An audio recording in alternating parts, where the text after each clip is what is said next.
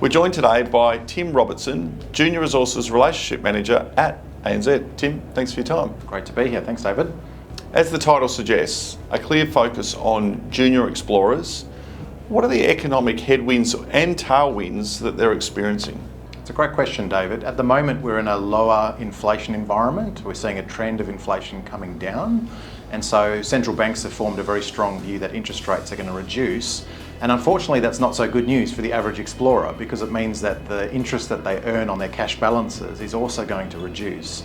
So we're having a lot of conversations with our junior explorers at the moment about the importance of maximising their interest and really being proactive about their cash management. So looking at things like high interest savings accounts and fixed term deposits and the like. But also more generally, we're also seeing a very difficult geopolitical environment around the world. We've obviously got elections later this year in the United States.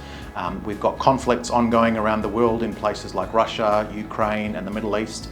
And so that is really affecting commodity markets in different ways. And a lot of uncertainty is having some very real impacts for our juniors, especially here in WA, like in markets around lithium and nickel.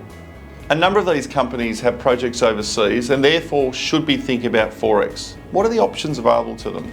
Yeah, it's an interesting question, David. Often we see companies with overseas assets holding multiple currencies, whether it be US dollars, euro or Canadian dollars, but often we see the foreign currency not working very hard for them. So it might be sitting around in an account not earning much interest, or it might be earning a nominal amount of interest. And I think especially as we go into a low interest rate environment later this year, it's really important for companies to be proactive around their cash management, not only with their Aussie dollars, but their foreign currency as well. So things like maximising it through high interest savings accounts, or even through fixed rate market deposits. Those are very important things for a junior explorer with overseas assets to think through. ANZ has a strong project finance team that provides significant insights to companies as they enter into the development phase. What are some of the insights that your team is telling you about project finance in the debt market? Yeah, it's interesting. ANZ still has a strong project finance appetite for the right project, but we're seeing some really strong trends in three particular areas that come to mind.